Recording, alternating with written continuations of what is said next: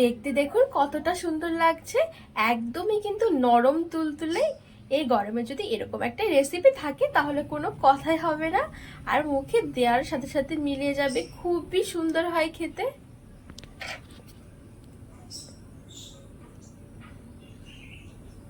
নমস্কার বন্ধুরা, প্রতিদিনের মতন দারুণ একটা রেসিপি নিয়ে হাজির হয়ে গেছে।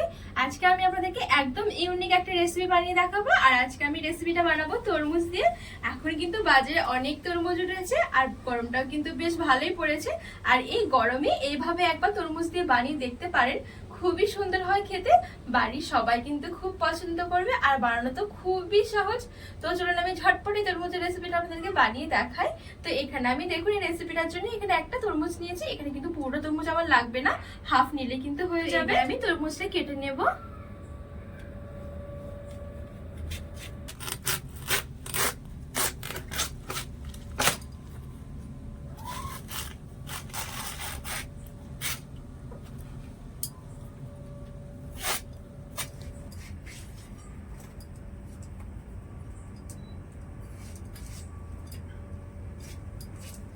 এখানে আমি তরমুজগুলো একটু ছোট ছোট করে কেটে নিয়েছি। এখানে আমাদের তরমুজের রসটা লাগবে, সেজন্য আমি এখানে ঠিক ছোট ছোট করে কেটে নিয়েছি, যাতে করে রসটা খুব তাড়াতাড়ি করে বের করা যায়।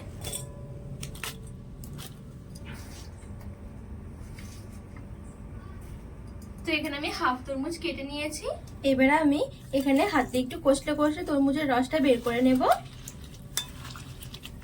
এখানে চাইলে কিন্তু মিক্সির মধ্যে কিন্তু ঘুরিয়ে নেওয়া যাবে, সেক্ষেত্রে কিন্তু খুব সুন্দর হবে। এখানে দেখুন আমি কষলে কষলে এরকম রসটা বের করে নিয়েছি, আর এখন কিন্তু অনেকটাই পুরো রস বেরিয়ে গেছে। এবার আমি এখানে একটা সসপ্যানের মধ্যে তরমুজের রসটা ছেঁকে নেব।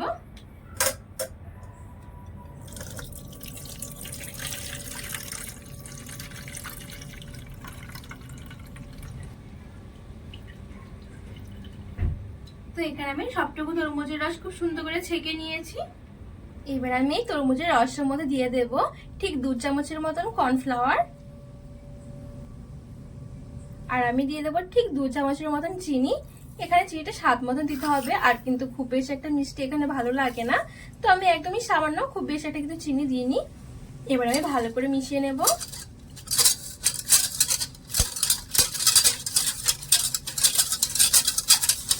তো এখানে আমি চিনি আর কর্নফ্লাওয়ারটা খুব সুন্দর করে মিশিয়ে নিয়েছি। এবার গ্যাসের উপরে বসে মিডিয়াম আঁচে আমি কিছুক্ষণ রান্না করে নেব, মিডিয়াম টু লো আছে। আর সমানে কিন্তু এভাবে একটু নাড়তে থাকতে হবে।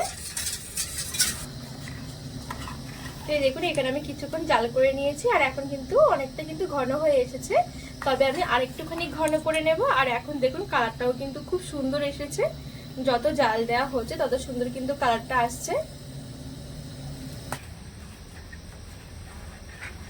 তো এখানে আমি আরো কিছুক্ষণ জাল দিয়ে নিয়েছি, আর এখন দেখুন মোটামুটি অনেকটাই পুরো ঘন হয়ে এসেছে। এর বেশি আমি আর ঘন করব না। এবার আমি গ্যাসের আঁচটা বন্ধ করে দেব। এবার আমি এখানে একটা মোল্ড নিয়েছি, এই মোল্ডের মধ্যে এবার ঢেলে দেব।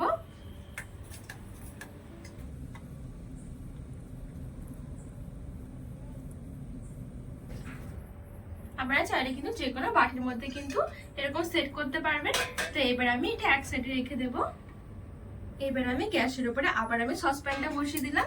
এবার আমি এখানে দিয়ে দেবো লিকুইড দুধ। আমি ঠিক যতটা তরমুজের রস নিয়েছিলাম ঠিক ততটা আমি এখানে লিকুইড দুধ নিয়েছি। এবার আমি দুধটা ঢেলে দেব।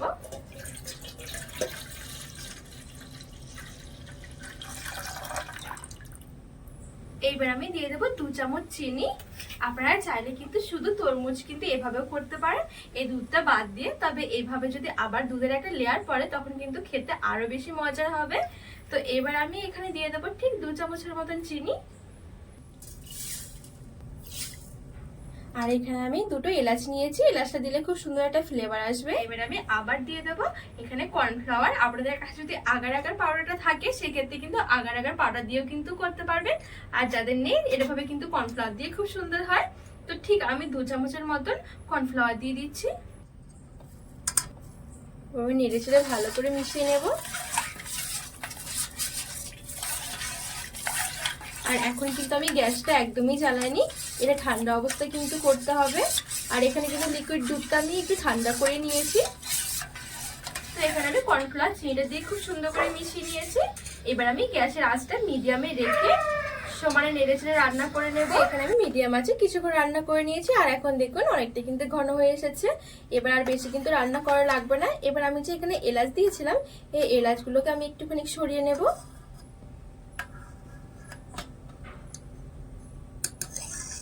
এবার আমি গ্যাসের আঁচটা বন্ধ করে এটা নামিয়ে নেব। দুধের গোলাটা তরমুজ যে আমি আগে থেকে সেট করে রেখেছিলাম, এবার এখানে অল্প অল্প করে দিয়ে দেব।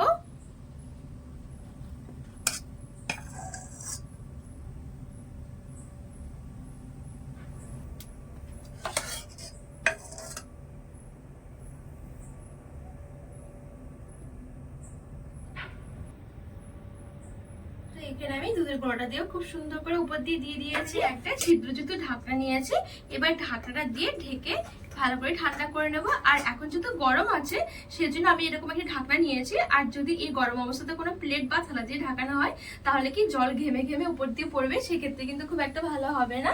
তো আমি এখানে এবার ভালো করে ঠান্ডা করে আপনাদেরকে দেখাচ্ছি। আর এটা কিন্তু ফ্রিজের মধ্যে রেখেও কিন্তু ঠান্ডা করা যাবে, সেক্ষেত্রে কিন্তু খেতে আরো বেশি ভালো লাগবে। আর এখন যেহেতু একটু গরম পড়ছে, গরমে কিন্তু একটু ঠান্ডা ঠান্ডা বেশি ভালো লাগে। তো এখানে আমি ঠিক 30 মিনিটের জন্য নর্মাল জায়গাতে রেখে ঠান্ডা করে আপনাদেরকে দেখাচ্ছি। এইখানে আমি 30 মিনিটের মতন ঠান্ডা করে নিয়েছি, আর এখন কিন্তু খুব সুন্দর ঠান্ডা হয়ে গেছে। এখানে কিন্তু 30 মিনিটের মধ্যে কিন্তু খুব সুন্দরভাবে সেট হয়ে গেছে। আমি উপরে একটা প্লেট চাপিয়ে এভাবে উল্টে দেব।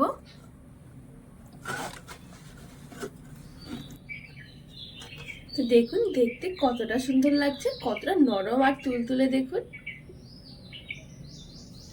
ছোট ছোট করে কেটে নেব।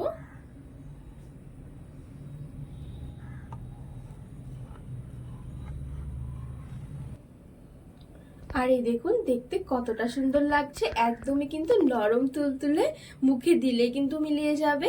এই গরমে যদি এরকম একটা তরমুজের রেসিপি থাকে তাহলে কিন্তু কোনো কথাই হবে না, খুবই সুন্দর লাগে খেতে। এখানে আমি খুব সুন্দর করে সাজিয়ে নিয়েছি, আর দেখুন সাজানোর পর আরো কতটা সুন্দর লাগছে, খেতে কিন্তু অসম্ভব মজার। বন্ধুরা আমি এখানে কিন্তু নর্মাল জায়গাতেই ঠান্ডা করে রেখেছিলাম, আর তাতেই কিন্তু খাওয়ার সময় একদম খুব সুন্দর একটা ঠান্ডা ঠান্ডা লাগছিল। গরমের জন্য খুবই সুন্দর এই রেসিপিটা। বন্ধুরা আজকে এই রেসিপিটি কেমন লেগেছে অবশ্যই কিন্তু কমেন্ট করে জানাবেন। আর এই গরমে অবশ্যই এভাবে একবার তরমুজ দিয়ে বানিয়ে দেখবেন, আশা করছি আপনাদের অনেক ভালো লাগবে। তো রেসিপিটি ভালো লাগলে চ্যানেলটিকে সাবস্ক্রাইব করে পাশে থাকার অনুরোধ রইল।